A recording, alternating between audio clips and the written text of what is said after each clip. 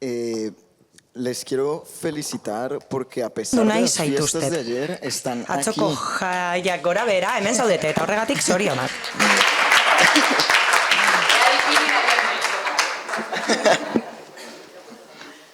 No, de verdad que muchísimas gracias por Benetan, acompañarnos. eskerrik asko gurekin egoteagatik. Es realmente increíble poder estar en Harrigarria da, familia, hemen casi ver egotea, tantas familian caras eta conocidas. hainbeste aurpegi ezagun ikustea, zoragarria da. Quisiera primero agradecer sobre Lehenik eta todo al behin, festival, eskerrak eman nahi dizkiot porque es la primera vez zinemaldiari. que se hace una mesa de Lehenengo aldia da, transmasculinidades y qué transmaskulinitateen importante maila egiten de dela. hablar de Eta oso esta garrantzitsua identidad da que identitate realmente honen nos han inguruan hitz egitea. invisibilizado durante tantos Askotan, años. ikusezinak izan garelako. Decirles que esta charla Esan solo behar es posible dizuet, gracias a la Agenda elkarrizketa 2030. hau 2030 que lo tengan en agendari cuenta. posible dela, Y, agendari esker posible dela. pensé Kontuan que ardeza íbamos a zuen, tener intérprete, pentsatzen pero nuen espero que interpretea nadie, izango genuela, Sí. baina espero dut, bai. Ah. Interpreteak bagaude hemen. Muchísimas gracias Bai, a nuestra eskerrik asko intérprete. interpreteari, eskerrik asko. Eskerrik asko interpreteari. Cualquier cosa les Edo pediría que zer habláramos un behar poquito más baduzue, eskatuko despacio para nizueke, que todo el mundo astiroago pueda hitz egiteko, acceder a este- mundu guztiak uler a esta dezan, charla. hemen esaten duguna, elkarrizketa honetan esaten dena. Hala, esaten da espazio seguruak ez direla existitzen, baina espero dugu denok elkarrekin bat eraikitzea. Arrasista ez dena, gordofoboa ez dena, transfoboa ez dena, antiomofoboa dena, eta gauza horien guztien aurka dagoena, antikapitalista ere izan beharko dena. Nik beti proposatzen dizuet, galderak egitea beti maitasunetik abiatuta. Begirunetik ez ezik, maitasunetik ere bai. Maitasuna erakusten denean, harago joaten gara. Eta bestean ikusten dut neure burua. Niretzat, orea da transmaskulino bezala, no binario bezala, aurkestea mai hau. Niretzat ore bat da. Gizonok ez gara soilik izan ikusezinak ikusentzunezko industrian baizik eta eguneroko bizitzan ere bai, agenda politikoetan askotan aurkatu dituzte gure identitateak. Eta askotan, privilegio batzuk esleitu dizkigute, gurekin lotuta ez daudenak, privilegio horiek esleitu dizkigute eta askotan aterki baten pean gordetzen dira, cisgeneritatearen baitan. Ez dakienarentzat, cisgenero transgeneroaren aurkakoa da. Eta askotan, transmaskulinoei irakurtzen gaituzte privilegio horretatik. Askotan gizonak gara edo gizonak garela ematen du, eta ez da bidezkoa. Genero kontu ez da soilik kontu estetiko bat. Hala izango balitz, simplifikatuko genuke giza konplexutasuna. Horregatik, proposatu nahiko nizueke, begirada irekitzea, eta elkarrizketa hau guri buruz ez izatea, baizik eta zuei buruz ere bai. Erreferenterik esari buruz, esan dezakegu bakardadea sorrarazten duela, eta bakardade hori trans pertsonentzat buruaz beste egitea eragiten du urtero. Eta ikertzaile bezala, ez dizuet datu emango, datu asko mingarriak direlako eta hobe delako ez aipatzea, baina gustatuko litzaidake denok ulertzea suizidioak gizarte erailketak direla, eta pertsona bakar bat erailtzen badute porrot egiten dugu gizarte bezala. Pertsona baten suizidioa da gure porrot azken finean, eta horregatik proposatu nahi dizuet minutu batean isilik egotea, pertsona guztien omenez. Pertsona asko hiltzen dira munduan horrela. Suizidio asko egoten dira, eta bereziki gogorarazi nahi dut artista, idazle, lagun bat, ikusentzunezko industrian zegoena, Roberta Marrero deitzen zen, eta aurten hil zen bera. Eta gustatuko litzaidake minutu hau berari eskaintzea.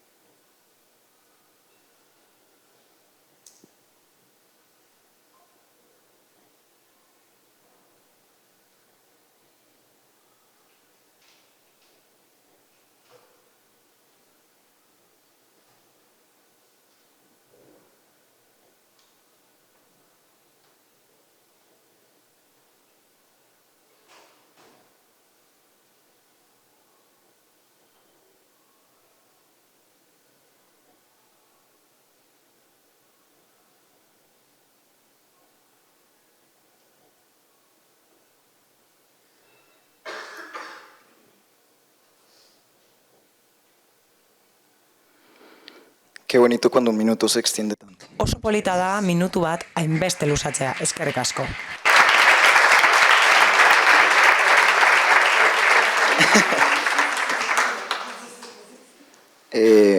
Pero bueno, también hoy no Baina hemos venido solamente a gaur, hablar de ez gara los etorri problemas soilik también, arazoen inguruan hitz egitera. Gauza asko proposa nahi ditugu, gauza asko aipatu nahi ditugu eta aztertu nahi ditugu. Ikusentzunezko sektoreak potentzial handia dauka, eraldatzaile sozial eta kultural handia delako, eta izan daitekeelako. Hala, ikusentzunezko Europako behatokiaren arabera, txosten batean esaten da Espainia dela ikusentzunezko merkaturik handienetariko bat Europan, eta beste ikerketa baten arabera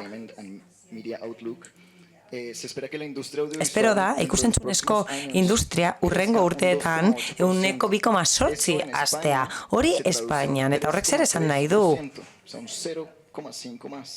0,5 hasiko dela. Hau da, Espainian erreferente asko sortzen ari dira.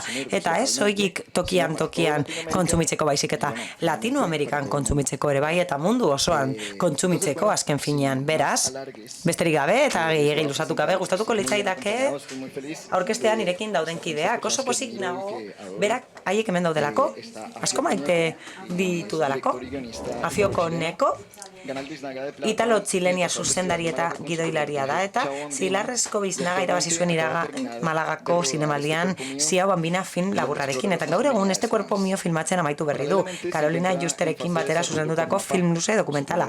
Transmaskulinitateak aztertzen dituena, eta aldi berean, garapen fasean dago Mapa, fikziozko lehen film luzearekin, Zinema Akademiaren egoitzatik atera berria dena.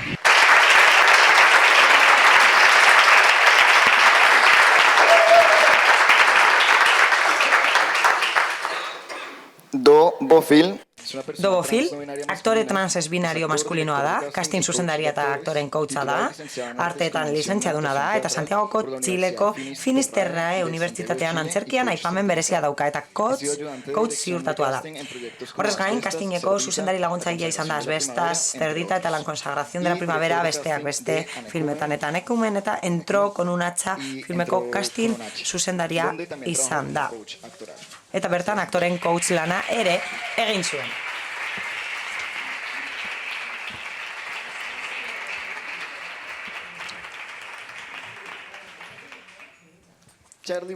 Bestalde, Charlie Bujosa Cortés daukagu, 2019an, Ugotaz zuzendu zuen eta 2021an Mansalva Films sortu zuen, eta bertatik sortu du Todo está perdido, 2024an Goya saria jasotzeko izendatua izan dena, eta Una zona jardinada dokumentala egin izan du, eta 2023an horrek Dokumenta Madrid saria irabazi zuen.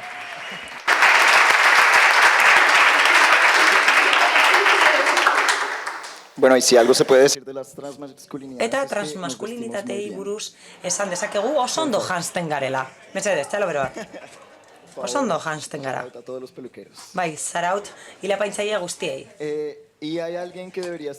Eta mahaian islari bat falta da, baina ezin izan da hemen egon osasun arrazoiengatik, baina bideo bat bidali digu. Beraz, posible bada, jarri bideoa. Egunon guztioi, Ignacio Rodríguez naiz, 40 urte ditut, eta eskerrak eman nahi dizkiot mahaiari, eta gonbidatu nauten kidei eskerrik asko gonbidatu ninduten parte hartzera presentzialki, baina osasun arrazoi batengatik, minbizi diagnostiko batengatik ezin naiz bertan egon, baina eskerrak eman nahi dizkizuet, aukera emateagatik, ni bertan egoteko eta aukera emateko azkenean bideo baten bidez nire mezua bidaltzeko transpertsona naiz eta nire trantsizioa saia izan da. Jarraian esango dut, pertsonalki trantsizioa ez dela erraza izan. Beste garai batean geundelako. Eta ez genituelako gure gaurko eskubide berberak. Gaur dokumentu bat dut nire identitatearekin, eta esan dezaket? Nik nahi dudana naizela, baina oraindik ere inklusioa lortzeke dago. Praktika errealak behar dira inklusioan, eta ikusentzuneko industria berritzaienetarikoa izan daiteke ni bezalako mutilak deituz pertsonaia batzuetarako. Askotan Ez dira trans identitatera mugatutako pertsonaiak izan behar, eta beste industria batzuek hori imitatzeko aukera izango lukete. Ezekiel edo Pablo izeneko mutil baten papera egin nezakenik, adibidez. Gustatzen zait pentsatzea, itxaropena dagoela. Itxaropena dago aldaketa lortzeko eta benetako aldaketara heltzeko. Antonio Gramscik zeo zer idatzi zuen, vislumbro un horizonte incandescente.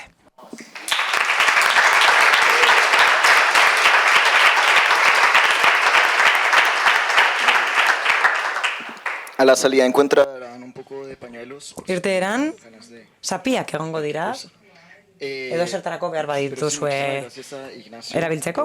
Eskerrik asko Ignaziori bere bideoa bidaltzearren. Aurrera jarraitu aurretik gustatuko litzaidake zera esatea. Elkarrizketa honetan Iberoamerika eta inklusioa hitzak uztartu dira eta problematizatu nahi ditut. Txismerako etorri izatetelako, no, ezta? Lehenik eta behin, ulertu behar dugu nork zertatzen du nor eta nola gonbidatzen gaituzte espazio batzuetara sartzen eta gustatuko litzaidake honen inguruan hausnartzea. Eta azpimarratu nahi dut Iberoamerika fikzio koloniala dela.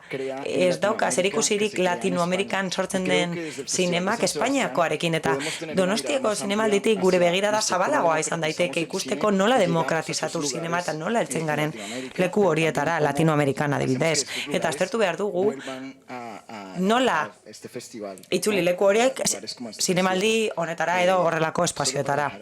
Besterik gabe, kafe bat ardezakegu geroago edo kaino batzuk arditzakegu geroago eta horren inguruan hausnartu. Txarlirekin hasi nahiko nuke. Txarli?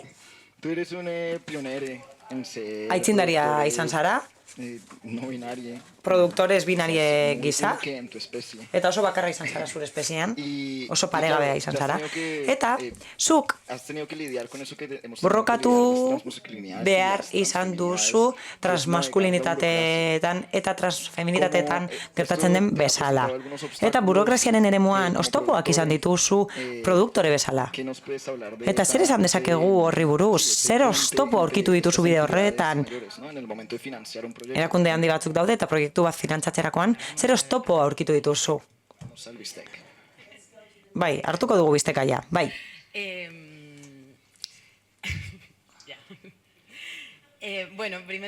Lehenik eta behin, gustatuko litzaidake honako aipatzea.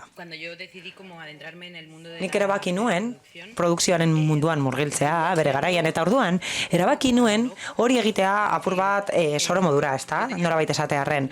Nik intuizio bat neukan, eta horrekin pentsatzen nuen, premia zegoela espazio hori okupatzeko. Eta horrez gain, nire bizitza momentu horretan, hasten nintzen, ohartzen nire identitateaz, eta nanasi zen oso soroa garai hartan nire bizitzan. Denbora behar izan nuen ikusteko, ziurazki eta agian norbaitek zuzenduko nau, baina ni naiz, transpertsona bakarra, herrialde honetan produzitzen duena bere produktorarekin, eta horrek fenomeno interesgarria eragiten du aldi berean tristea dena. Eta asko gustatuko litzaidake gehiago izatea. Elkartzen garenean, espazio desberdinetan, honen inguruan hitz egiteko eta ikusteko nola egin dezakegun, beti heltzen gara puntu berera, eta puntu hori lotuta dago honekin. Okupatu behar dugu produkzio kate osoa. Hasieratik amaierara arte, eta espero dut banaketan eta erakusketan hori ere gertatzea, baina beti dago gai hori, ezta? Beti dago leku bat produkzioa dena, zeinean ematen duen oztopo asko daudela. Eta askotan ematen du, ezin garela hor sartu, eta askotan kostatzen zaigu beste hori apurtzea. Oraindik ez dakigu zer den, baina eraikitzen ari da, eta hor dago, arnasten da, baina badago premia beste zerbait apurtzeko, eta beti ematen du produkzioak geldiarazten duela prozesu hori nolabait. Beraz, jende zoragarri asko dago, guztiak ez dira trans, noski, baina hasi dira agertzen zinemaren industrian, eta pertsona horiek esaten dute egin ditzagun gauzak beste modu batera, eta egia da, simbolikoki, oso ondo dagoela espazio asko okupatzen hastea. Beraz, esan dezakegu, horri dagokionez, hortik abiatuta, lan egin nahi dudalanik. Lan egin nahi dut puntu horretatik. Aukera euki nahi dut, ate hori irekitzeko. Eta horrekin beste asko irekiko ditugu etorkizunean eta aldi berean. Eredu bat planteatu halko dut industria honetan integratzeko. Eta eredu horrek planteatuko du gauzak ez direla orain arte bezalakoak. Askotan pentsatzen da hori horrela dela, norbaitek horrela egiten hasi zelako, baina ez dira zertan horrela izan. Eta agian gure existentziek ere eramaten gaituzte beste leku batera. Zeinean existitzeko beste modu batzuk eta egiteko modu batzuk irudikatuko ditugu eta gero danak elkartuko gara eta ikusiko dugu zer egiten dugun eta nora heltzen garen. Baina hortik abiatu behar gara, beraz.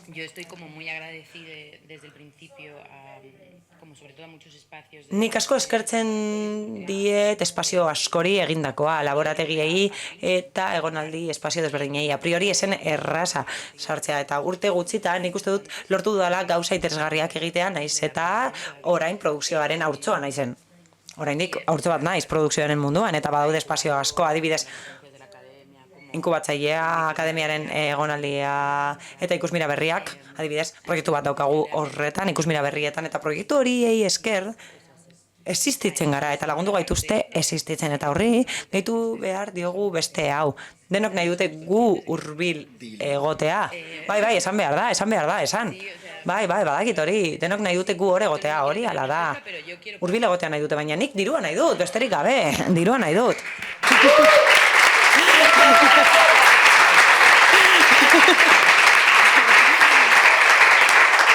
Sí, porque es que... Bai. Nahiko erraza da, esatea ondo geratuko gara, kuota bat gara, espazio bat okupatzen dugu, existitzen gara, askotan gure artean lehiatzen gara, eta ez gaude prest hori onartzeko, eta ez zaigu interesatzen hori askotan, eta ez da gertatuko, besterik gabe. Baina, azken finean, aukeratu behar da gutako bat, 3 edo 4 espazio berbera okupatzea delirio bat izango litzatekeelako, eta antzeko zerbait gertatzen da, edo gertatu zen zizemakumeekin bere garaian, zorionez, eta oso eskertutan horregatik lan handia egin delako, zorionez. Orain ja ez da hain arraroa ikustea mai batean, edo espai-mai batean, edo mai batean, edo ebaspe batean ikustea, espazio hori erosoago okupatzen dela, beraz, funtzean uste dut lana antzekoa dela baina gurekin. Produktora naiz eta dirua nahi dut, esan bezala. Eta diruen eta diru laguntzen kontu oso garrantzitsua da. Momentuz, nire arrakasta ratioa nahiko altua da. Egia da, exigentzia maila handia dugula. Itzela izaten da gure exigentzia maila. Puntu hori, lotuta dago paternalismo batekin. Eta askotan beharra daukagu erakusteko trans pertsonak itzelak garela. Dana gora bera, pertsona hau oso askarra da, naiz eta trans den, bueno, bai. Zu esara, baina ni bada naiz, bai, harina eta askarra, bai, beraz, beti erakutsi behar duzu zarena eta esaigua sola. Ariketa hori, politikoa da, azken finean eta espazioa okupatzen dugu, eta denetarik egiten dugu, asko lan egiten dugu, gogor lan egiten dugu, eta saiatzen gara gauzak horrela egiten. Eta gauzak bikaina egiten saiatzen gara. Beraz, momentuz, eskatzen dudan edo ditual diru laguntzekin, arrakasta tasa edo maila oso altua da. Puntu batera heldu arte, eta zuk nahi duzu horra joatea, eta ez dut nahi, baina azkenean helduko naiz, puntu honetara heltzen zara azkenean. Kontatuko dizuet kasu bat, bizirik dagoena orain, eta Elika webgunean basaudete, irakur dezakegu ebazpena, eta hemen irakurriko dugu ozen. Film labur bat egiten ari gara. Ez dut aipatuko publikoko nork zuzentzen duen, ez dut esango nor den lotzatuko delako, baina produkzio deialdira aurkeztu dugu, ikamen. Transmaskulinoa da pertsona hau. Eta ez dakit mundu guztiak dakien nola funtzionatzen duen produkzioak. Suposatzen dut gutxi gora bera badakizuela, baina imprimaki bat dago eta autobalemazio bat egiten da, eta zuk zeure buruari ematen dizkiozu zure puntuak. Eta puntu horietan gauz asko kontuan hartzen dira. Adibidez, nork zuzentzen du, nork produzitzen du, zenbat finantzazio lortu duzu, eta zenbat emakume daude proiektuan. Eta produkzio ejekutiboa eta gidoia eta zuzendaritza emakume batek okupatzen dituen. Hori guztia aztertzen da. Beraz, puntu horretara heltzen garenean, takikardia apur bat izan genuen, etengabe ematen duelako gure munduko lekua mugatuta dagoela. Askotan ez dakigu ostikada bat emango diguten edo besarkada bat emango diguten edo non gauden edo uko egin behar diogun zerbaiti. Emilio esan bezala suposatzen duelako beste norbaitentzako dela, hor gelditu ginen eta pentsatu genuen esan genuen. Zer esan nahi du benetan artikulu honek? Zer esan nahi du kategoria juridiko horrek, emakume kategoriak? Nik zuzenbidea ikasi nuen eta ematen du zerbaiterako balio duela azken finean ikasketa hori edukitzeak. Zer esan nahi du emakume kategoria juridikoak? Zer esan nahi du arau horrek eta nortzuk garagu? Ez gara ziz gizonak, besterik gabe. Eta hori existitzen da, errealitate batzuk bere baitan hartzeko eta gu sartuta sentitzen gara errealitate horietan. Orduan, puntu horiek eduki ditzakegu. Ikusiko dugun non bukatzen duen horrek, baina puntu horiek merezi ditugu. Keinua egin da, hau da, nana aldatu da, baina realitate bat dago hor. Eta ezin da geratu limbo batean. Ezin da ikusezina izan, ez? Ez hori ze? Guri dagokigun leku batean jartzen ez gaituztelako. Beraz, ebazpena atera zen, behin-behinekoa eta laguntza eman ziguten. Oso zaila izan zen, baina ezkenean eman ziguten laguntza hori. Beraz, gero, orain, dokumentazio guztia aurkezten duzunean, joan den astean edo duela 2 aste, ikaren gutun bat heldu zitzaigun eskatuz nana aurkezteko, nanaren kopia aurkezteko eskatu ziguten, zuzendariaren kasu honetan. Esan gabe, horretarako zela, baina justifikatu nahi zuten puntu horiek genituela. Beraz, jende askorekin, juristekin batera, aztertzen egon ginen nola ulertarazi ikari hori horrelakoa zela, eta azkenean artikulu bat aurkitu genuen 2023ko translegean, eta horrek, hain zuzen ere, kapitulu batean aipatzen ditu efektuak. Aldaketa horren efektuak aipatzen ditu, nan aldaketaren efektuak aipatzen ditu, eta artikulu hori 46.5 da, baina arroi bat da, eta horregatik ez dut irakurriko. Funtzean, esaten da, pertsona transfemeninoak txertatuko direla kontu horietan guztietan, lotuta daudenak puntu batzuk sortzearekin, edo emakumearen kategoria juridikoa errasten dutenekin, eta esaten da, pertsona transmaskulinoek ez dutela zertan itzuli edo kendu jasotakoak, baina gehitzen du beste puntu bat, gehigarria dena, eta horrek esaten du funtzean. Kontu horiek guztiek, kausa sorrarazi dutenak jaiotzaren datan ez dira kenduko, beraz ulertzen dugu, bai, benetako juristek, ulertzen dugu denok, horrek esan nahi duela funtzean, guk puntuei uko egiten badiegu, nahi dugulako izango dela. Beraz, funtzean, ikari erantzun genion esan ez. Beno, legea aplikatu, ezarete konturatu legea berria da, ez dago arazorik, baina aplikatu behar da legea. Eta legeak hau esaten du. Beraz, nana orkesteaz gain, jaiotza partida orkesten dizuegu. Eta orain erantzunaren zain gaude, ikusiko dugu zer gertatzen den. Uste dugu ondo joango dela. Izan ere, berria da, eta ez dago jurisprudentziarik horren inguruan. Baina, ematen zuen, borroka luzea izango zela, eta berriro ere eskatu beharko genuela mesedez existentzia etortzeko, baina ez da horrela izango legeak babesten gaituelako, beraz. Hori bukatzen bada guk espero dugun bezala, gainera ikak ez du eskubiderik interpretazio mugatzailea egiteko indarreko lege baten inguruan. Hau da, bestela epaile batek esango du eta ikusiko dugu zagertatzen den horrekin, baina espero dugu esan bezala postasun bat izatea sektore guztiontzat eta zuzentzen duten 3 pertsona transmaskulinoentzat pozgarria izatea espero dugu, baina horrez gain espero dugu mugarri bat izatea, bai zineman, bai bizitzaren beste esfera batzuetan. Horrek esan nahiko du, nolabait, ez dugula zertan ezabatuak izan. Eta niretzat hori oso unkigarria da, eta lortzea sinemaren bidez oso unkigarria da, eta lortzea dirulaguntzen bidez itzela da. Dirulaguntzek kokatzen gaituzte benetan, industria honetan. Ez soilik simpatiagatik, dirulaguntzek kokatzen gaituzte benetan industria honetan, eta hori partekatu nahi genuen hasteko. Hala, Ikaren webgunea freskatzen dugunean, denok euki beharko dugu hau kontuan.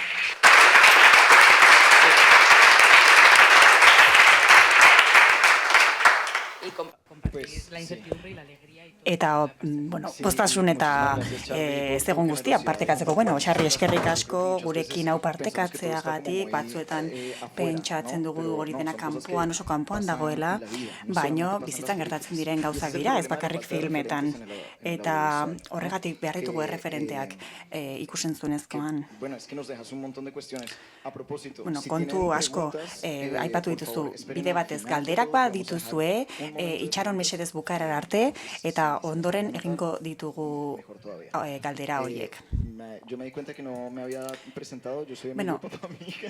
Emilio Papamija naiz, ez dut nire burua aurkeztu orain arte. Industriak ezin ikusi egiten dau, baino nik nire buruaren bisibilizatzen dut. Eta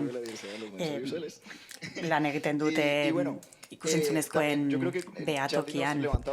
Charlik hainbat gai aipatu ditu eta horren inguruan hausnarketa egin nahiko genuke. Berrogeita marrari buruz hitz egin dugu. Noiz iritsiko gara berrogeita marrera, alegia parekotasunera, espektro binarioan emakume gizonak. Baina horrez gain, agian, 60-40, hitz egin dezakegu. Espektro agian gehiago zabaldu dezakegu. Ni ez naiz jurista, beraz hor utziko dut, baina benetan zin dagizuet mundu burokratiko hontan trans izateak behartzen zaituela jurista izatea, behartzen zaituela mediku izatea, behartzen zaituela erizain izatea. Zergaitik informazio falta eta erreferente falta dagoelako. Charlik ez bazuen artikulo hori aurkitu, ez dut artikulo hori irakurriko, ezingo bagenu guk egin, funtzionarioek ez dute legea ezagutzen, ez dituzte kontu hauek ezagutzen.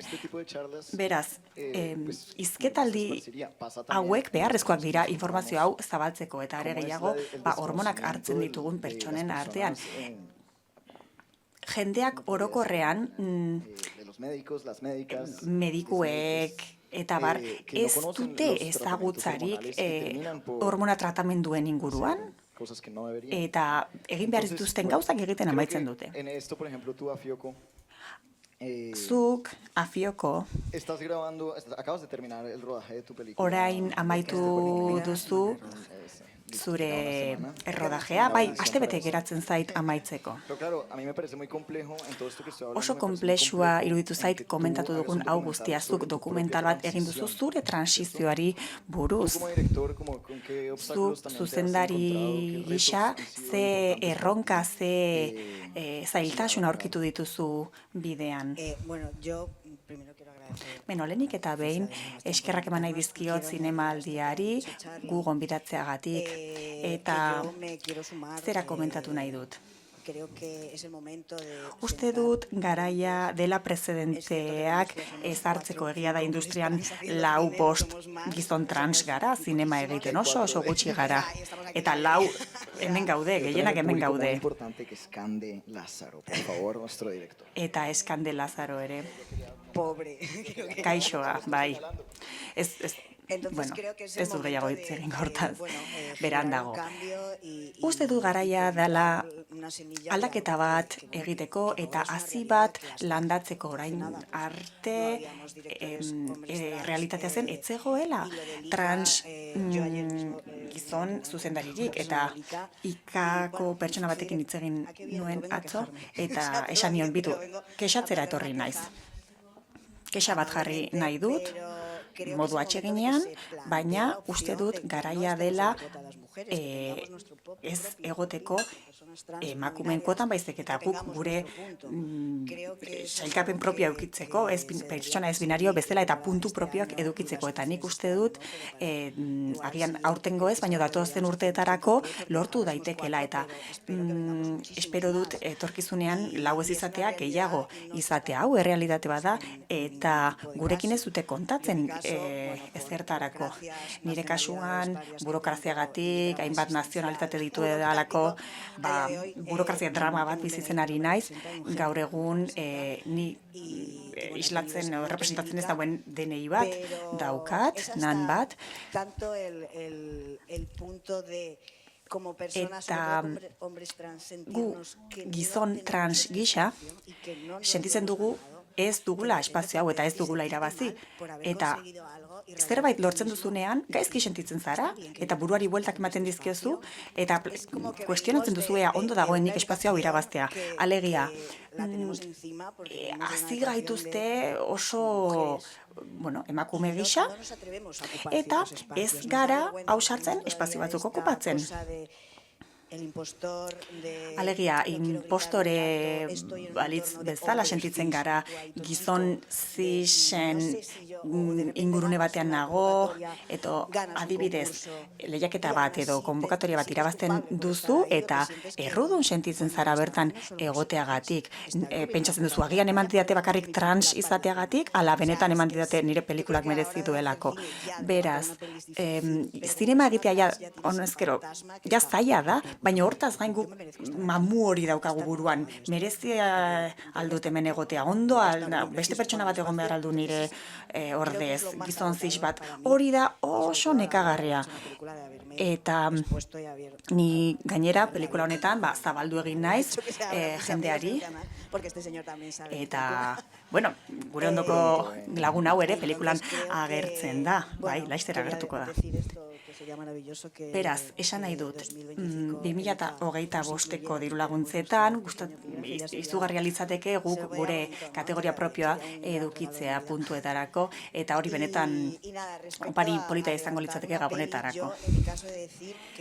Nei zera esan nahiko nukek, este cuerpo mío filmarekin zorte handia eduki dugu. Residentziak egon aldiak egin ditugu, laborategietan egon gara, eta badaude pertsonak 5 urte behar dituztenak dokumental bat egiteko adibidez guk denboragatik urgentzia genuen, eta nik realitatea zen, nire transizioagatik ezin nuela 5 urte eman dokumentala egiteko, azkar egin behar zen, Carolina Justek zuzenduko duen. Guk ez denuen esan inongo momentutan, nire transizioari buruzko film bat egingo dugu, ez, nik bizitzan momentu hortan oso gaizki negoen, oso egoera txarrean, hormona prozesua hasi nuen, eta gogoratzen dut opor batzuk egin behar genituela, Rafaelari agur esan behar genio, ni leno Rafaela nintzen, eta hori dokumentatu nahi genuen. Nik oso astuna naiz dena grabatzen dut, eta gero pentsatzen dut, zer egingo duten honekin.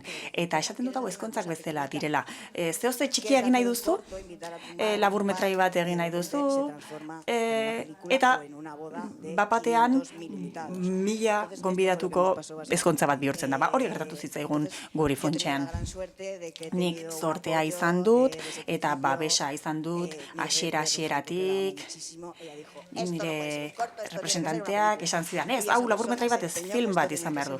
Eta bera burugogor jarri zen horrekin, eta ekoizle bat aurkeztu zuen, lagundu zigun finantziazioa aurkitzen, ziren baldietara juten, eta errealitate bihurtzen proiektu hau. Horregatik, nik esaten dut, gu minoria bat gara, zaila da zinema egitea, eta lortu dut film bat aurrera ateratzea 2 urteetan, eta benetan industrian oso gauza zaila da hori. Funtxean, zailtasunak nire buruarekin izan dira.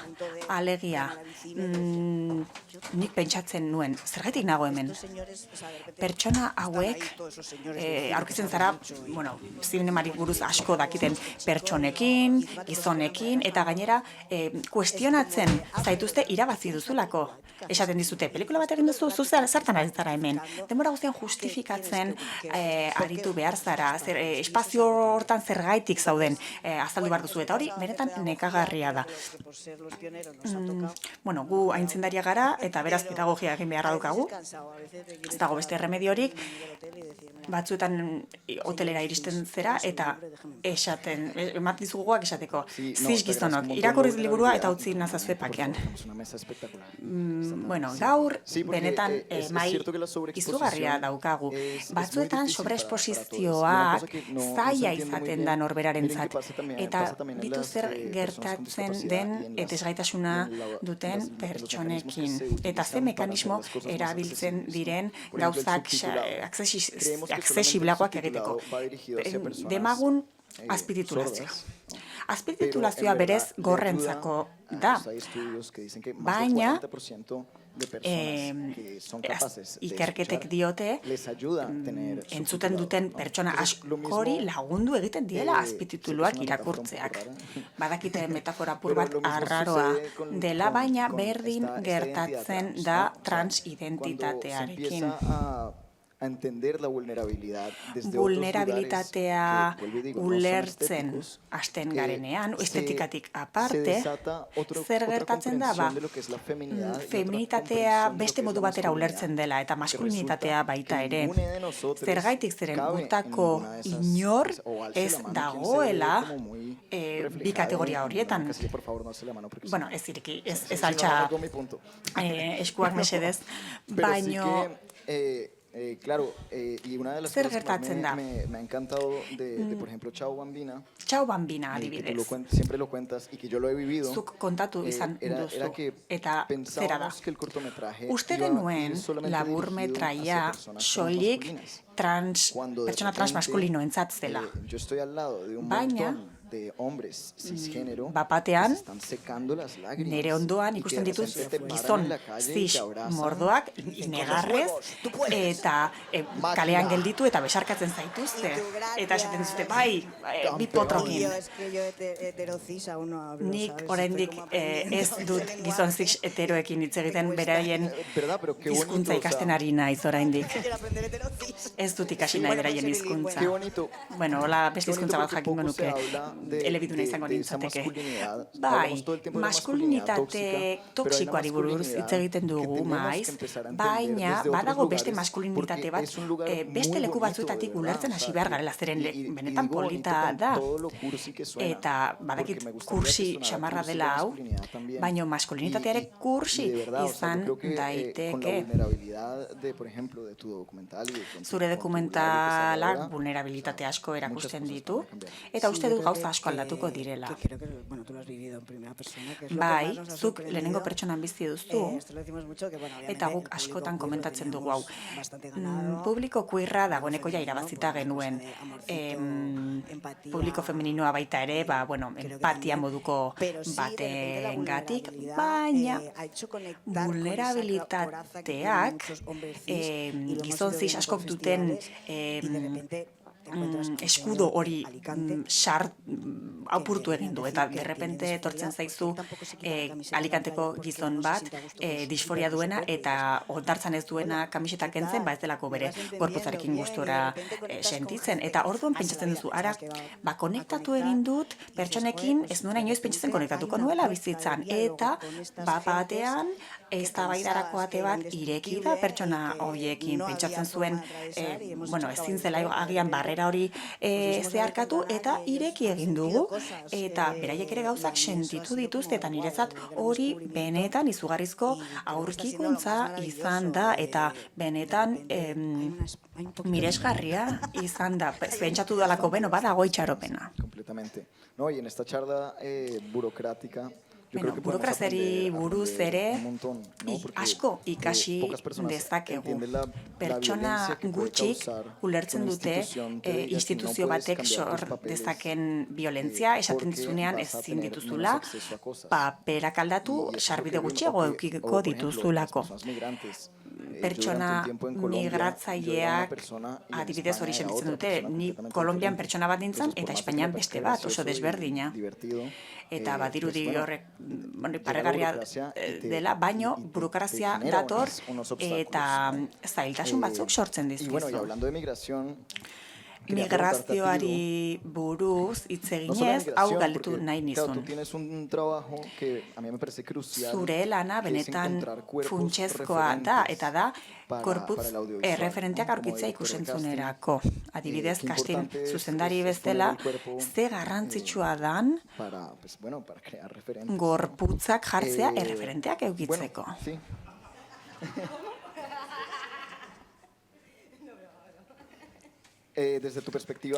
Zure perspektibatik, zure ikuspuntutik, zera galdetu nahi nizun.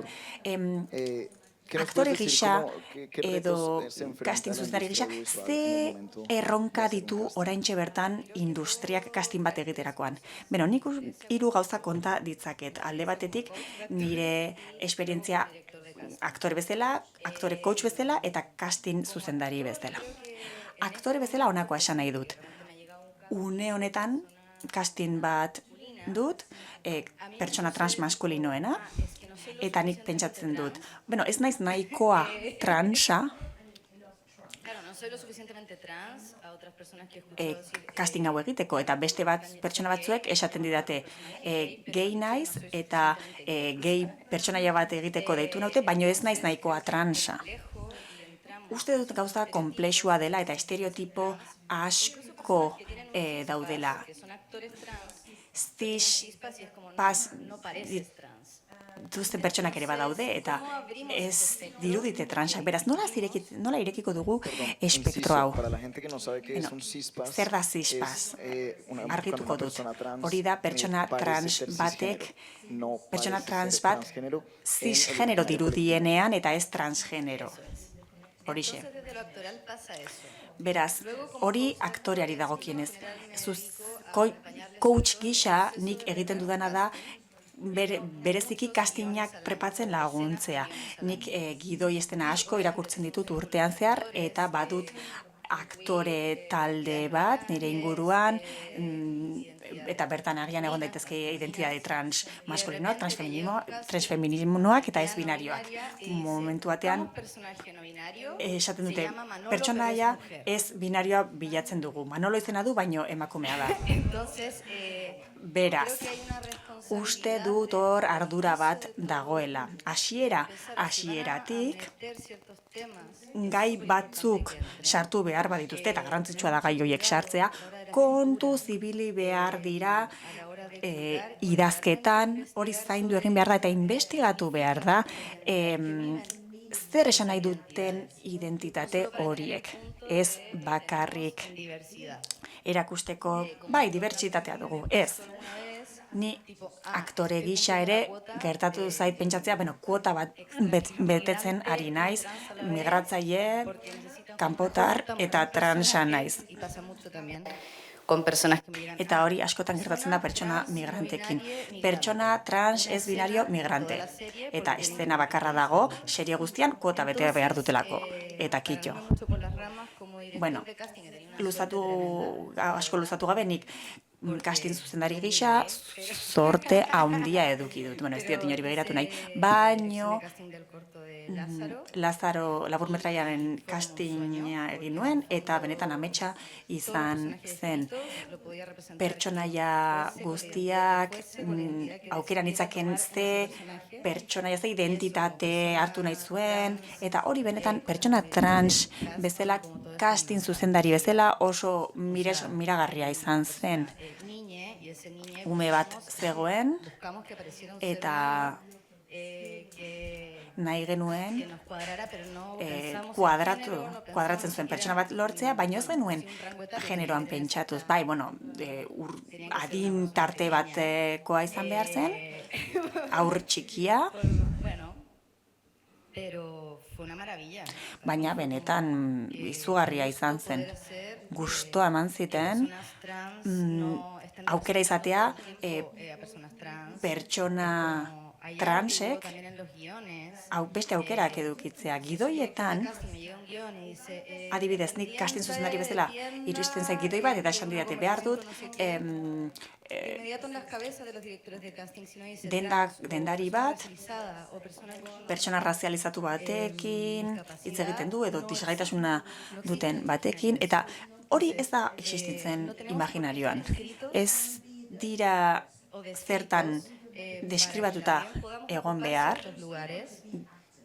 espazio batzuk okupatu alizateko, eta hori interesgarria iruditzen zait casting zuzendaritzatik. Baita zuzendaritzatik eta gidoitik. Ez gaudenean idatzita, orduan ere sartu gaitezke.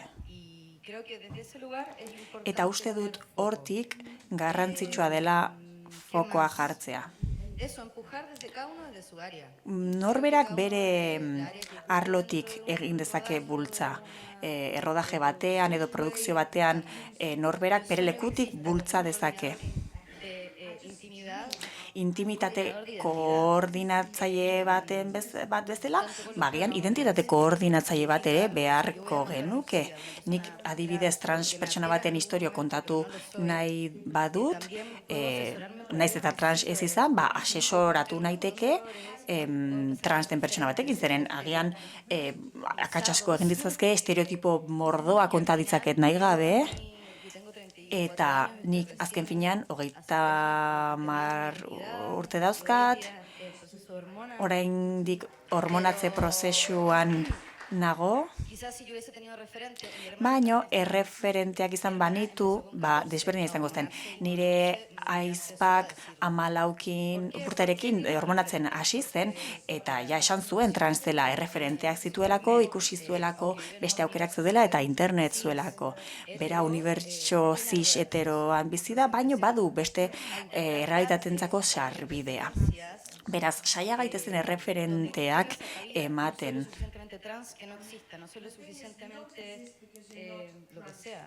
Ez izatea ez eralako nahikoa trans, ez, esitzen banaiz da, pantalla bat dagoelako, eta nik hori transmititu dezake delako. Zure etxean agian arraroa da cis izatea. Un beso a la mamá de Edo. Musu bat zure etxekoei, bai. Hor, beste gai bat ere ireki duzu, eta da norberaren eraikitzea.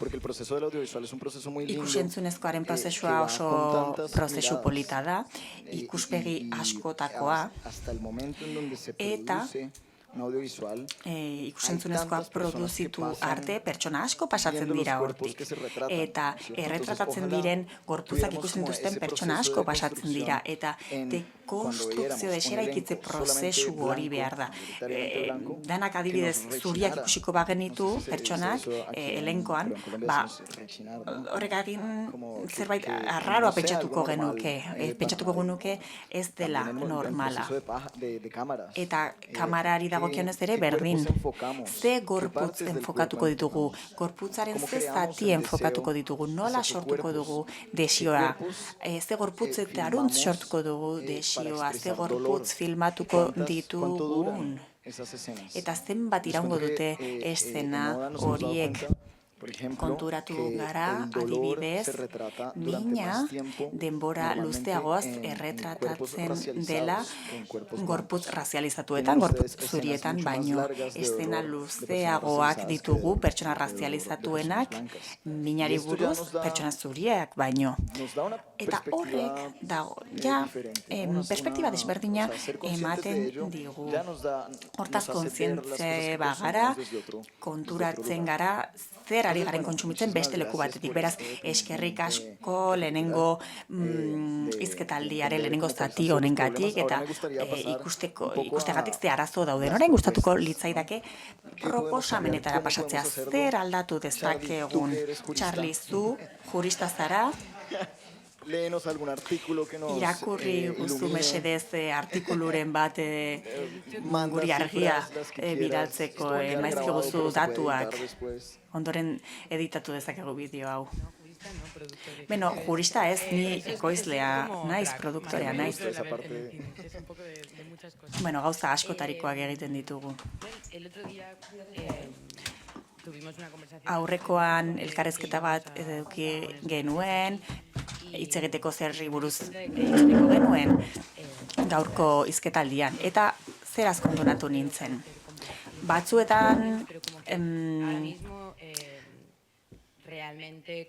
uste dut, oraintxe bertan, errespetatzen bada legean jarritakoa, dagoeneko aurrerapena dela eta ateak irekiko direla. Ez da ideal kontua, baizik eta gutxienekoen kontua da.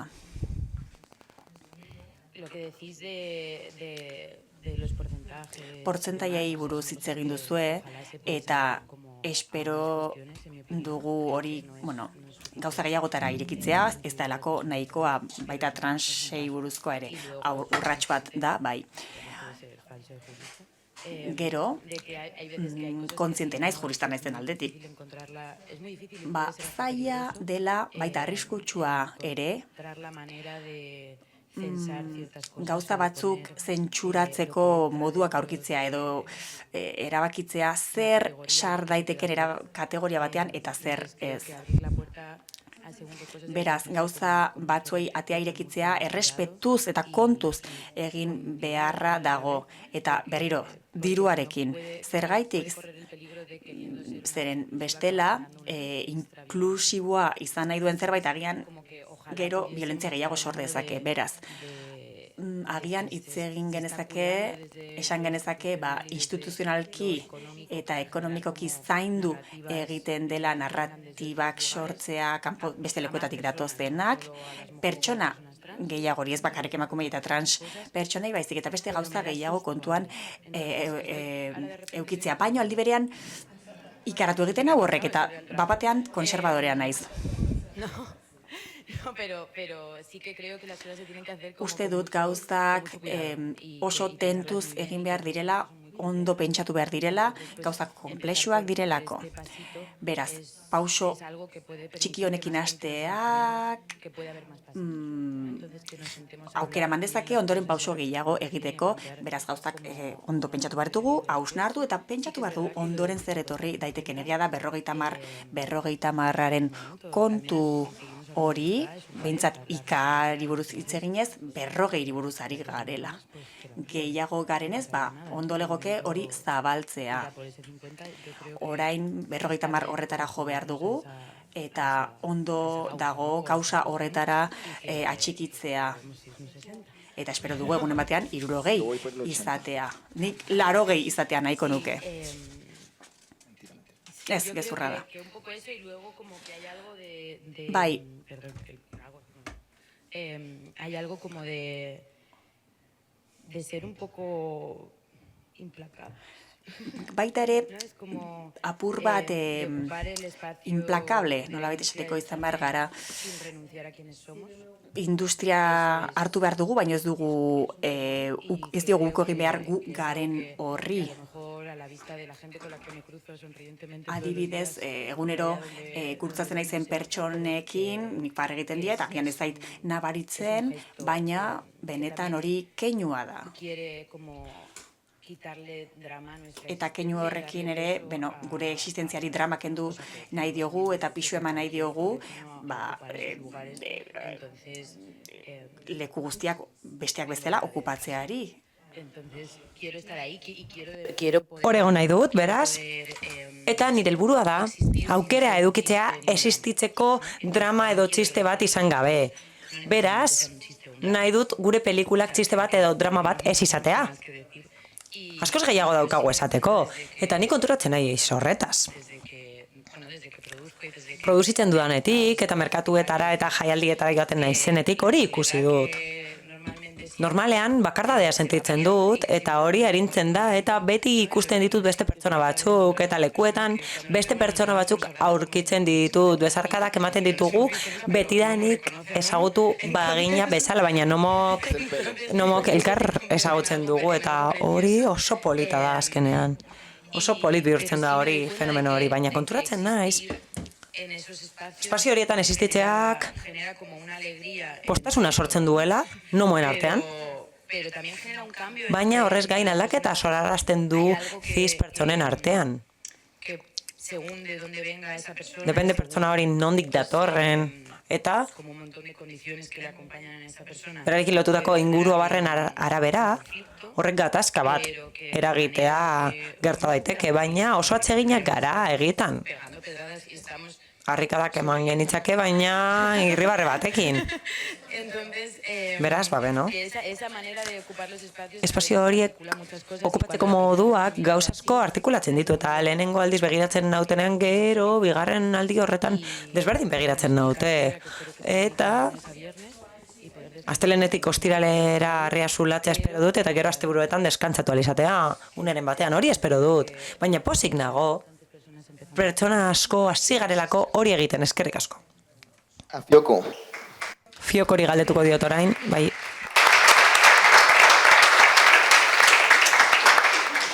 Dígame.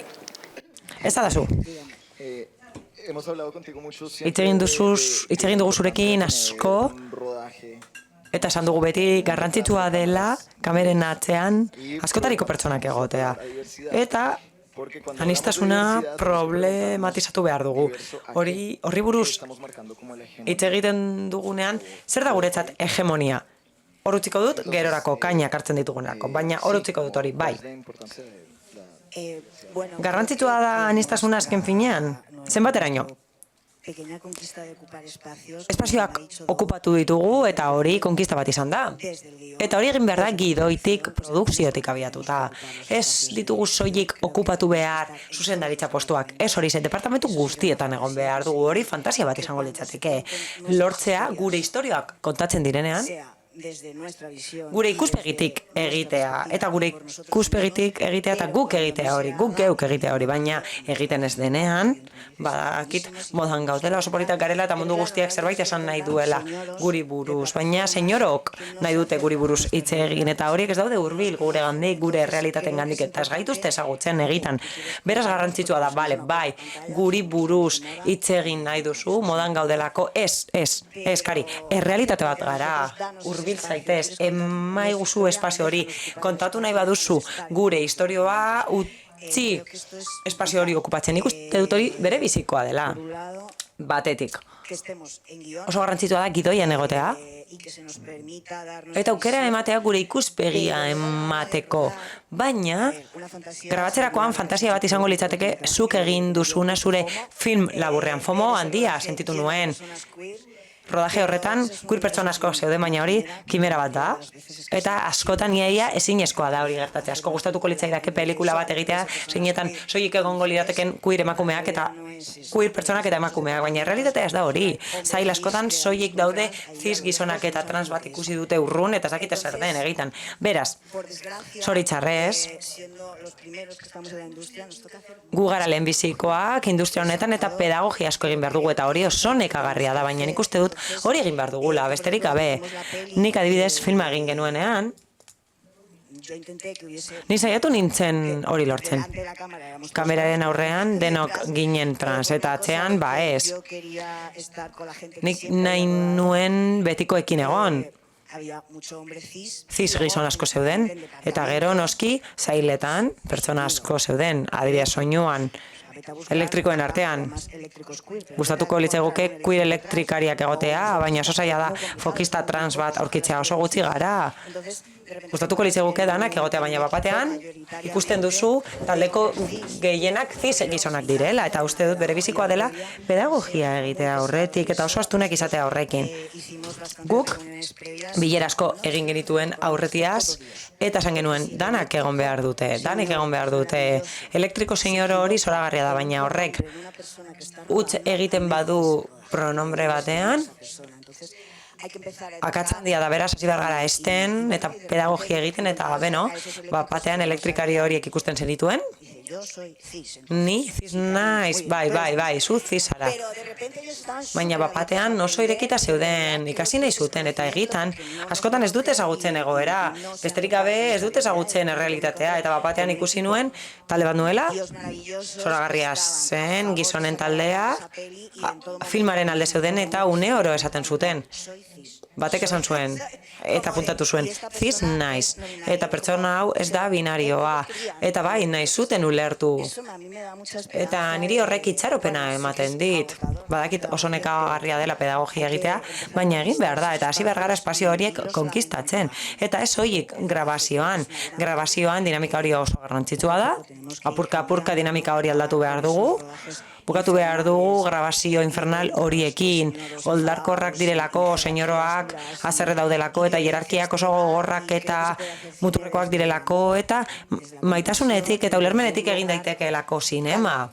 Zinema egin daiteke leku atsegin batetik, eta Carolina eta biok horretan insistitu dugu, maitasunarekin dago lotuta hau. Eta gauza bera esan dezakezu beste abiapuntu batetik, dinamika horiek apurtu behar dira, amaitu behar dira dinamika horiek, eta ez soilik transpertsonengatik, baizik eta industriaren osasunerako, eta senyoroak azerre badaude, esan behar digu, egin terapia eta gero grabatu filma. Bere biziekoa da. Baina, gero, transpertsona bezala tokatzen zaigu guri pedagogia egitea. Ez dago besterik. Duela 10 urte, edo 10 urte barru, espero dugu mundu guztiek dana ezagutzea, eta hau egin behar ez izatea, eta meloiak ireki behar ez izatea. Nik pedagogia egin nahi dut enbidiatik. Bai, hori egin nahi dut. Inbidiatik abiatuta egin nahi dut pedagogia. Quiero decir que realmente para nosotros es como egitan, guretzat oso logikoa da. Zuk esaten duzuna oso logikoa da guretzat, adibidez. Mundu guztia egotea bilera hauetan, ez. Egun bakar bat etorriko dena ere egon behar da, horri buruz hitz egin behar duelako talde osoak, eta eskatu behar dugu tratamendu ona. Askotan, segurutzat ematen dugu, bai, ohituta gaudelako horrela tratatzera, baina ateratzen bazara, mundura ateratzen bazara, mundua ez da horrelakoa, gustatuko litzaiguke mundua horrelakoa izatea. Tio, que guai, enbidiarik gabe, oso posik nago zure filma ona delako. Baina mundua ez da horrelakoa, eta industria are gutxiago. Senyoroak hor daude, transek egiten dituzte filmak eta okupatzen dute espazioa itzaldi batean, eta zergatik ez gaudegu hor, hori da errealitatea. Zuk esandakoa, ondo dago bai, irribarre bat jar dezakegu eta listo, baina nik zer esan nahi dut. 20 ordu ematea konbentzitzen pertsona bat nire existentziari buruz, ez dut egingo hori gehiago, ez dut inor konbentzituko. Ordu asko eman ditut nire bizitzan hori lortzeko. Nahiago dut inbidia sortu. Oso gauza politak egiten ditugu eta oso jente jatorra gara, beraz. Industriako pertsonek ezagutzea nola tratatzen diren beste azal batzuk. Bai makillajeari dagokionez, bai argiztapenari dagokionez, bai kamera enfokei dagokienez, mesedez. Edo kolorearen tratamenduari dagokionez, produkzio ondokoan, eta niri gustatuko litzaidake harago pentsatzea, eta arrazializatutako pertsonengan pentsatzea grabazioetan bertan. Ez dakit zeo zer esan nahi duzun. Galderetara pasatu aurretik ez dakit zeo zer esan nahi duzun. Prestatu zuen galderak. Bestela nik galdetuko dizuet. Labur. Nik grabazio hau izan dut, zeinean asko zaindu dugun beharrezkoa delako. Eta opari bat izan daiteke. Hori opari bat izan daiteke edozein grabazioan. Helaraz daitekelako edozein gisa zaintzara. Premia bat dago. Eta nik uste dut hor daudela oihuak eta gure moduak, adierazteko gure moduak oso violentoak dira. Maskulinoaren eta paternalistaren edo violentoaren kasilla hor dago. Baina eginan zertarako. Guk nahi dugu jendea sentsibilizatzea. Beraz, opari bat garela uste dut. Opari bat gara horretarako, eta ez soilik zuek ulertzeko nortzuk garen. Baizik eta beste gauza asko helarazteko ere, eta hori guztia daude lotuta narratiba aldatzearekin eta sinema egiteko moduarekin. Feminismoak hori egin du, unibertsoarekin, emakume izatearen privilegioarekin, eta guk ere zaintza hori ekar dezakegu ona, zinemara. Eta hori egin dezakegu gure bizitza esperientziatik abiatuta. Hori besterik ez. Eskerrik asko.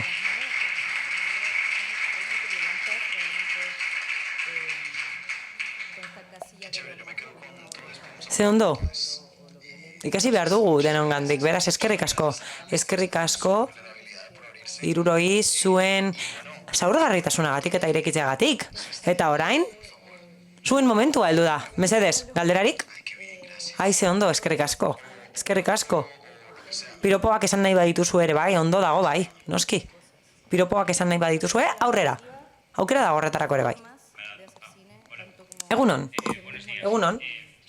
Charlie. Erantzun nahi dizut. Interpelatuta sentitu naiz. Rafiren produktorea naiz, berak aipatu nau, eta horregatik altzatu naiz. Baina, Rafiren filma baino lehen, gustatuko litzaidake, hau esatea. 2021an, translegea existitzen esenean, aurkeztu genuen proiektu bat. Lehenbiziko dokumental esperimentala, zuzendari no binario batek egindakoa. Noski horrek, zalantzak zorrarazi zituen, eta batez ere, Rafik ondo esan bezala, zalantza sortu zuen, eta beldurra geneukan. Beldurra geneukan geure buruari esleitutakoagatik. Zoragarria da zuk egindakoa. Translegea bilatzeagatik. Zoragarria zara produktore bezala baina jakin behar duzu, eta honekin esan nahi dizut, lasai egon zaitezkeela.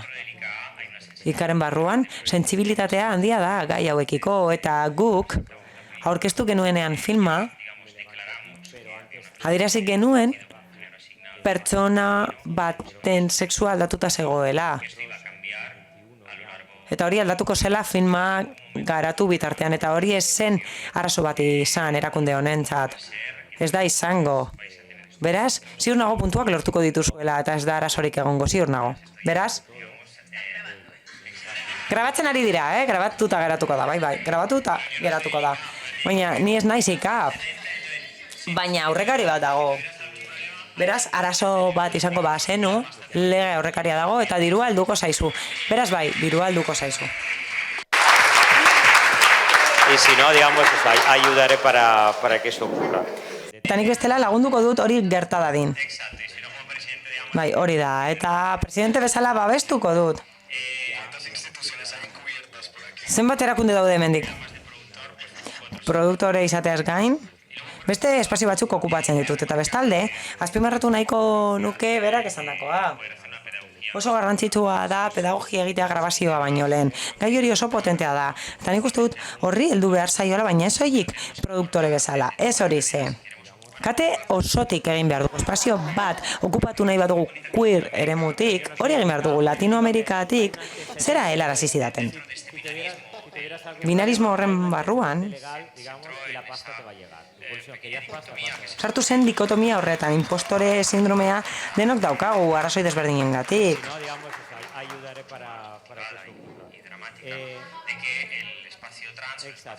Trans espazioa, edo emakume zisen espazioarekin lotuta ez dagoena, Latinoamerikan disidentziak aipatzen dituzte, eta hori asko gustatzen zait. Disidentzia horien barruan, denok aurki dezakegu espazio bat, gure desberdintasunetatik egoteko, gure identitate desberdinetatik egon gaitezke hor, trans LGTBI, ez binarie, eta nahi duen sigla guztiak. Beraz, modu bakarra da, eta horrela, saiestuko dugu esatea zer den normala eta zer den ez normala. Edo zer ez den no normatiboa. Disidentzian kokatzen bagara, hori baketsua izango da, noski, eta ez du oztoporik sortuko. Garenagatik egingo dugu militantzia eta eskubidea dugulako, hortik abiatuta elkarrizketa bat sor dezakegu eta pedagogia hori egingo dugu, eta pedagogia hori ez da desberdinen pedagogia, baizik eta disidenten pedagogia, eta nik uste dut hori lagungarri izan daitekeela denontzat, baina hori egin behar dugu denok. Denok egin behar dugu, eremu guztietatik eta alderdi guztietatik, eta ez soilik produkzio katetik, baizik eta industria osagarri guztietatik. Kontuan hartu behar duzu, erakunde alderdiari dagokionez, beti esaten dut, zinemak eragina duela beste gauza askotan, cateringean, gasolinean eta gauza askotan. Beraz, aurre egin behar diogu horri, eta hemen daude pertsona asko espektro desberdinetatik datozenak, eta horri egin behar diogu aurre denon pedagogia batetik abiatuta bere bizikoa delako. Bestela, hori egiten ez badugu, oraindik ere nitxo bat izango gara, naiz eta kate osoa okupatu, jarraituko dugu nitxo bat izaten, zinema arka zoriontzua delako, zeinan ondo esaten duzun bezala, orain modan dago, sentsibilitatea handiagoa delako, baina egitan, errealitateari aurre egin behar diogu beste modu batera, eta hori egin behar da ikuspegi zabalago batetik, beraz, atasa hori da. Eta Rafirekin ados nago, baina uste dut erronka handiagoa gainditu behar dugula, eskerrik asko. Bai, garrantzitsua da, beste norbaitek galdera bat egin nahi du, edo iruzkinen bat egin nahi du. Garrantzitsua da azpimarratzea, disidentzia askok erabakitzen dutela sistema batetik ateratzea, eta identitate batzuk ateratzen dituzte sistema batetik, desberdina da, eta hor hasten da nolabait egitura desberdintzen. Egunon, oso pozik nago hemen egoteagatik, nire ignorantziatik, gauza bat aipatu nahiko nuke, senyoroak aipatu dituzuen.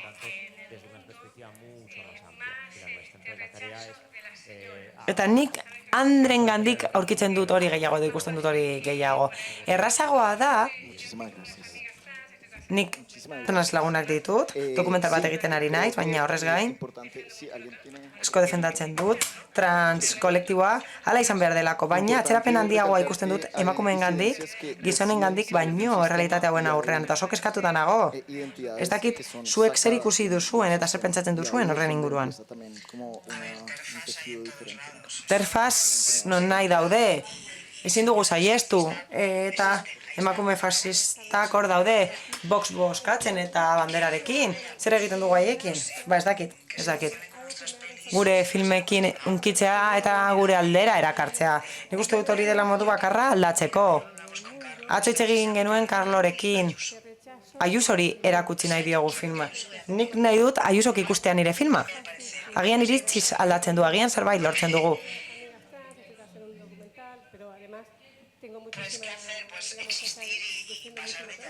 Existitu behar dute eta paso egin behar dugu. Ezin duzu mundu guztiarekin borrokatu. Nik uste dut horrez gain ulertu behar dela gure sistema patriarkala izan dela orain arte, edo dela oraindik ere, eta errepikatzen dituztela maskulinitatetik jaiotako jokabideak askotan ez dituzte zalantzan jartzen, eta ez dute zalantzan jartzen nondik datozen jokabide horiek batzuetan, gizarte bezala errepikatzen dugu jaso duguna. Eta nik kenduko nioke generoa fenomeno horri. Hitzaldiak izan daitezke senyoro hitzaldiak, baina senyoroek edo emakumeek egin ditzakete hitzaldi horiek.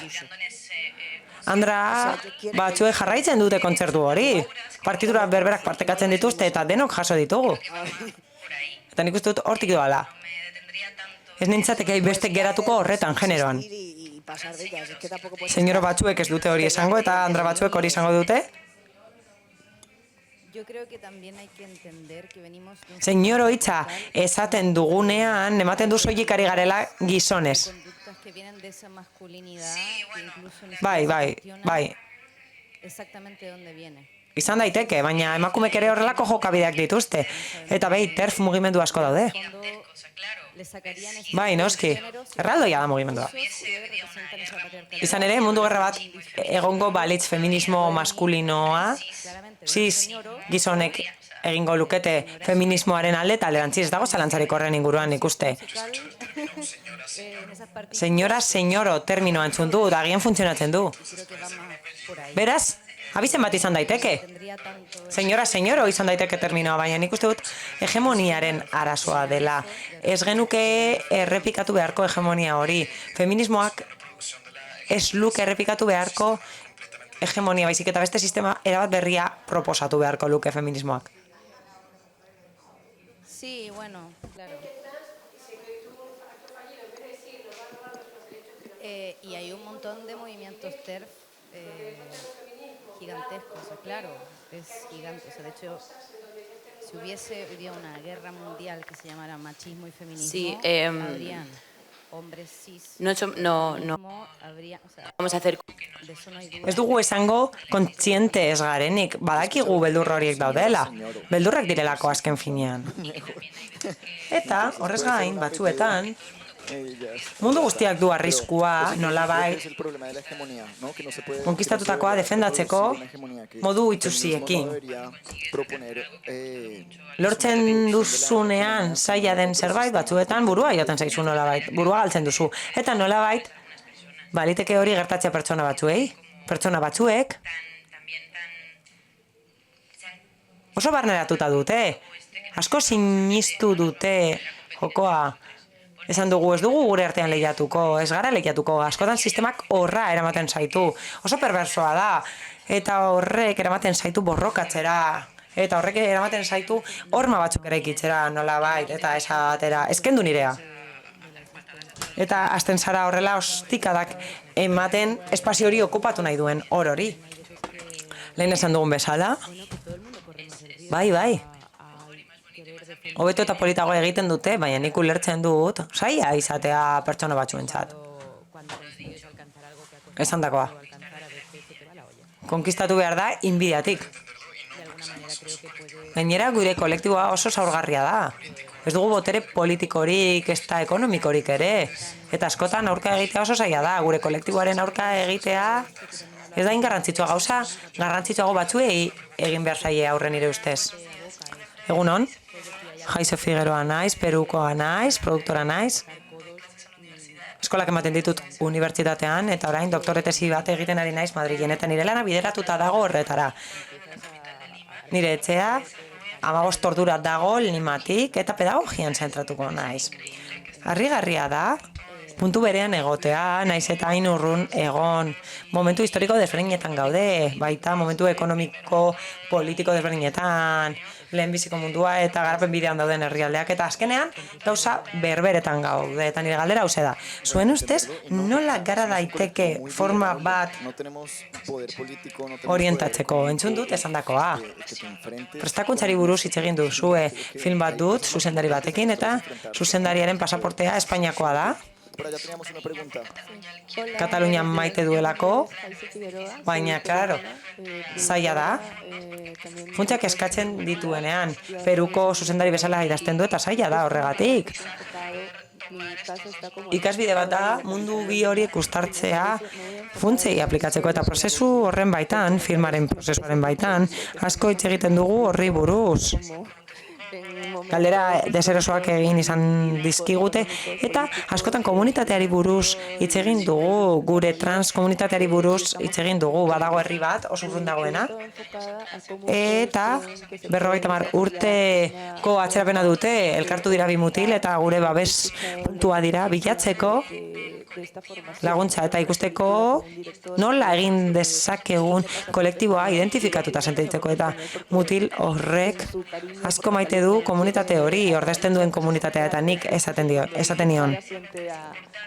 Oso garrantzitsua iruditzen zait, jende hau lotzea, baina ez soilik estra izateko baizik eta produkzioan parte hartzeko, eta horrela hasi ginen tailerrak egiten. Hasi nintzen produkzio tailerrak eskaintzen, eta grabazioa nola egiten dena saltzen, eta gustatzen zait eskolak ematea horregatik hasi nintzen hori egiten, eta nik pentsatu nuen produzioko jende hartuko dugu, eta baliteke horrela beste grabazio batzuetarako prest sentitzea. Eta zuek esandakoa entzun dut, eta esperientzia duzu, eta nik tentsioa ikusten dut horretan. Nik pentsatzen dut niri zer bururatzen zaidan, baina kode bat egin genezake, jokabide kode bat egin genezake zetaren barruan, ez dakit existitzen den, edo horretan pentsatu duzuen, edo egin genezakeen. Ez nago ziur. Eta horrez gain, filma lotuta dago disidentziekin eta LGTBIQ komunitatearekin edo transkomunitatearekin. Ba, ez dakit balioren bat dagoen, produkziotik bultza daitekeenik. Lan hori hirukoitza izan daiteke.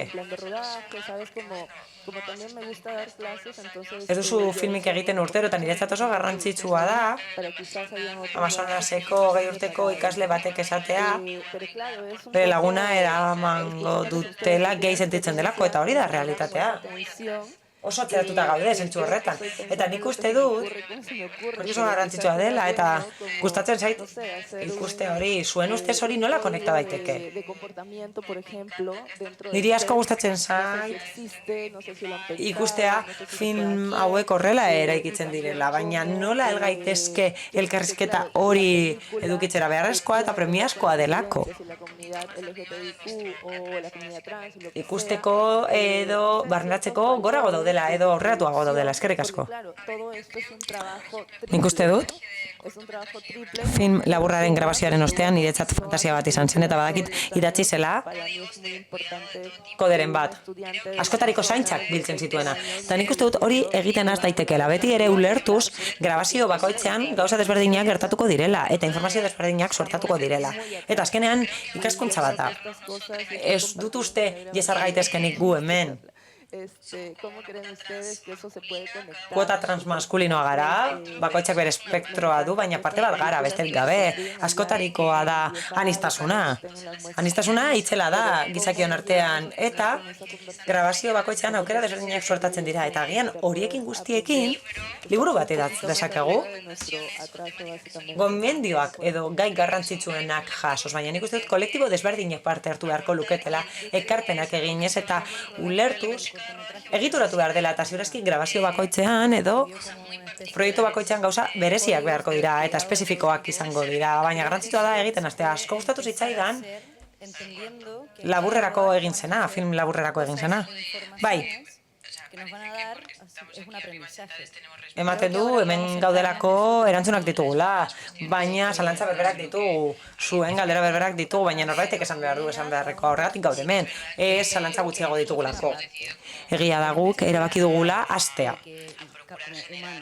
Gure helburua da, sortzen hastea, jokabide kode horiek, egiteko modu horien kodeak sortzea da gure helburua, eta lehenbiziko esperientzia bat eduki dugu, laburra izan da, baina intensoa, eta jende askorekin. 40 pertsona inguru ginen, momentu batean. Eta ondo dago jesartzea ondorioak ateratzeko, baina erantzuna zein da nire ustez. Nire ustez asko izan beharko ginateke erantzunak bilatzen. Oraindik ez dugu konponbiderik. Edo ez dugu ezer argi oraindik. Hau da, ez dakigu oso ondo nola egin ideiak ditugu, gauzak esartzeko moduari dagokionez. Zinema da gure bizitzaren parte handi bat. Baina oraindik ez da perfektua. Ezin dugu idatzi oraindik gauzak nola egin behar diren. Hasi behar gara esperientziak pilatzen eta aztertzen. Horretarako dago, bai, noski, horretarako dago. Bai, noski, baina adibidez, sexu erasoen inguruko protokoloak dituzu eta horiek zabal ditzakezu, ikuspegi batekin nolabait esatearen protokoloak garrantzitsuak direlako mundu guztia jartzeko hildo berberetan. Eta aniztasunaren behatokian, nik lan egiten duan behatokian, hori egiten dugu hain zuzen ere. Ulertzen saiatzen gara zeintzuk diren sentsibilitateak. Gerta daitezkenak noski grabazio baten barruan. Eta ulertzen ditugu queer ikuspegi batetik. Eta nik uste dut horretan figura garrantzitsu bat dela intimitate koordinazioarena. Oso berria da, ez dakit ezagutzen duzun. Baina intimitatearen koordinazioa oso garrantzitsua da, bitartekaritza figura bat da, grabazioan parte hartzen duena. Eta horrek, hain zuzen ere, bitartekaritza lana egiten du. Esena intimoetan, laguntzen die aktorei, eta hori kudeatzen du produkzioarekin, kamerarekin, produktorearekin, ziurtatzeko sentimendu ona dagoela, edo baimena dagoela €1. Eta €1 baimenduta dagoela esena hori grabatzea. Eta gauza berak gertatzen ari da, Charlik esan bezala, gai sentiberekin, edo beste entitate batzuekin. Desapercibido. Ados nago, gauza oso berria da, baina uste dut sexu erasoen aurkako protokoloak erabili ditzazkezula eta zabal ditzakezula. Hori da benetan garrantzitsua, beste lekuetara zabaltzea. Eta hau ez bada nahikoa idatzi guzu. Oso gai garrantzitsua delako. Eta benetan esaten dizut, edo nork galderarik badu, idatzi mesedez behatokira zeren. Gai oso garrantzitsua da. Mikrofonoa mesedez. Sí, lo podemos compartir sin problema. Bai, parteka dezakegu arazorik gabe. Tenemos una última pregunta. Azken galdera bat dugu. Bai, kaixo. Komentatu duzu, Charlie, laguntzen gaia, diru laguntzen gaia. Aurten, zinemaldien konbokatorian, IKAan eta Euskal Jaurlaritzan, modalitate guztietan, artean eta abar baita ere, iazko deialdira arte, 40% zen gutxienekoa emakume kategoriarena. Eta bertan sartzen genuen sentsibilitate bat, zinemaldira kartzen genuen pertsona guztiena. Aurten zer gertatu zaigu, proiektu bat eskatu genuen eta proiektu aldatu eginda eta orain 40-60 izan behar da guk Eusko Jaurlaritzara proiektu aurkeztu genuen eta 85% ginen alegia zis gizonen kuota 15% zen eta puntu guztiak kendu zizkiguten eta ezin izan dugu proiektua aurrera atera. Beraz, Eusko Jaurlaritzari laguntza eskatu dugu, kexatu egin gara, eta hau birpentsatu egin behar dugu. Ez daukalako zentzurik. Proiektu bakarra zen, hausnarketa planteatzen zuena artea eta dibertsitatearen artean, baino beraiek alderantziz interpretatu zuten. Hori gertatu zen eta Jesu Kriston bronka eduki genuen teknikariarekin.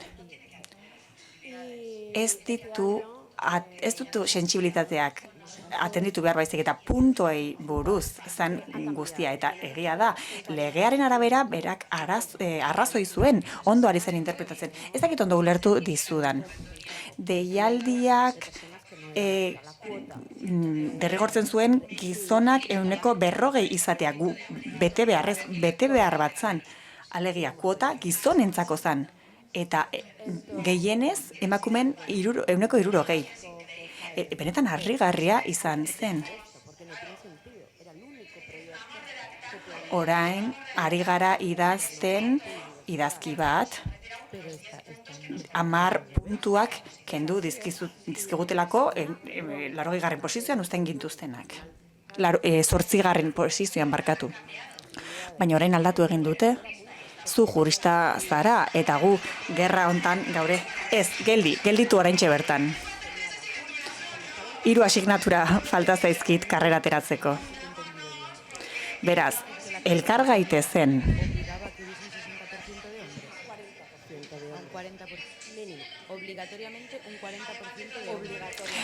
Ekoizlea izateaz gain, korista zara bai. Elkartu egin behar gara zeren benetan hau erabateko erokeria da. Bai, eromena da. Ja, ez bakarrik pseudo jurista bezala, baizik eta pertsona bezala. Bai. Ikaragarria da. Atzera egin dute. Hori defendatu egin behar da, borrokatu egin behar da.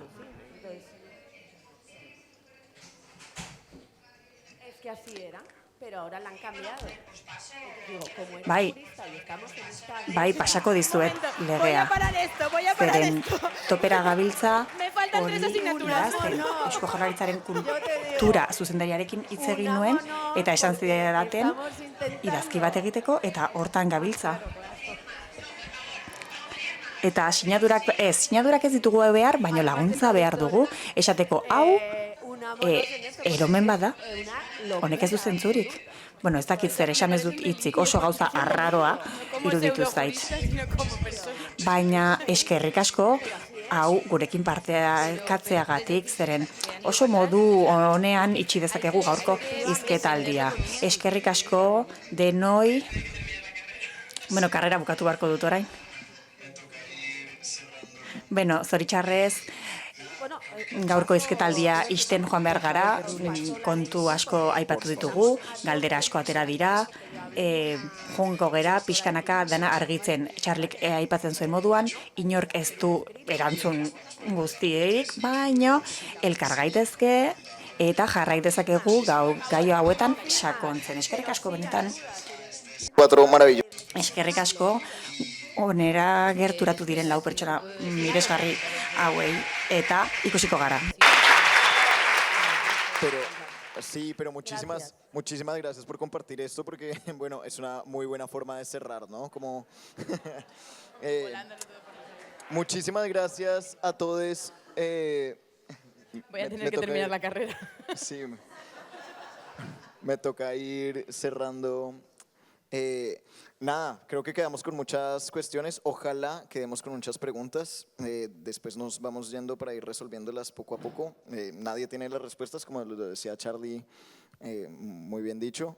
Pero qué bien que nos podamos preguntar juntos y que podamos seguir como ahondando en el tema. Muchísimas gracias por venir, de verdad. Gracias a estas 4 maravillosas personas. Y bueno, y nos vemos por ahí.